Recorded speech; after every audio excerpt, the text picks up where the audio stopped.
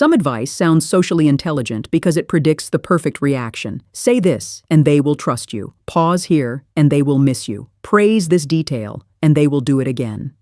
The words may be polite, but the real question is not whether the move works.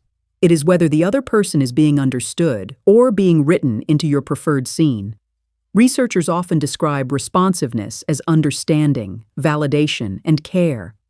In 2 roommate studies, compassionate goals predicted more responsiveness over time.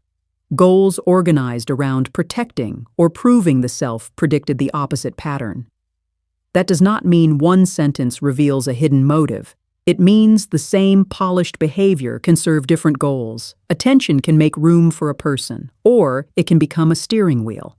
A useful clue comes from listening research. Across 5 experiments, high-quality listening increased attitude clarity. People became more able to say what they thought, but they did not simply become more convinced they were correct or more eager to persuade someone else. Good listening can make a mind clearer without making it more obedient. That is the difference this episode is trying to protect, so place the interaction on a small editing table. Ask 4 questions. Where is attention going? Are the other person's options still visible? Can no survive without punishment? And can new information change your plan? This is not a motive detector. It is a way to edit behavior before style hides the structure. Attention can move outward toward another person's actual experience. Or it can keep returning to your performance. Am I impressive? Am I indispensable? Did I say the perfect thing? You do not need to become selfless. Just notice who becomes more legible.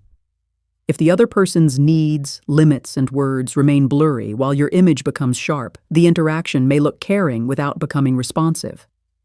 Support should not quietly collapse the root. Before giving advice, ask whether they want perspective, practical help, company, or just a witness. A strong suggestion can still leave alternatives on the table. A boundary can be firm and still name what happens next.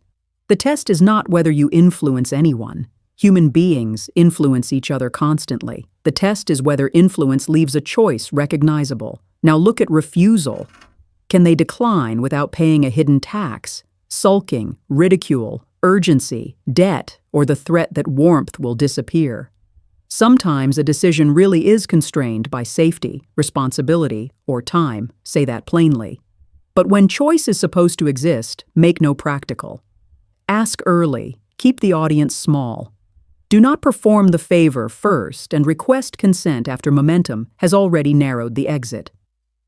Responsiveness is not a beautiful script delivered on schedule. It has to receive information. If they say, "That is not what I need," can your plan change? If their expression, timing, or words contradict your theory, does the theory loosen?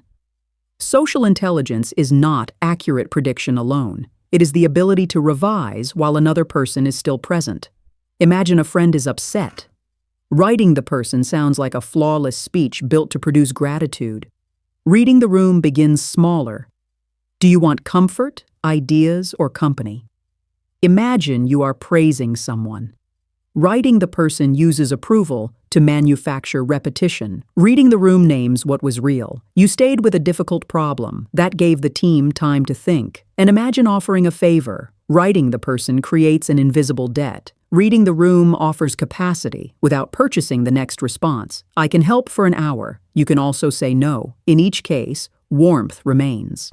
What disappears is the private contract that the other person must react correctly. None of this makes tact suspicious. Planning can be kind. Persuasion can be honest. Boundaries can be non-negotiable. Care can involve acting quickly when safety requires it. The agency test is not asking you to remove influence. It is asking whether your method can survive the other person becoming more visible, more informed, and less predictable. The most socially fluent sentence is not always the one that gets the cleanest reaction. Sometimes it is the one that leaves room for an honest answer. Read the room. Notice the person. Keep the options real. Let new information change the scene. Social intelligence should not make people easier to move. At its best, it helps 2 minds stay present in the same decision.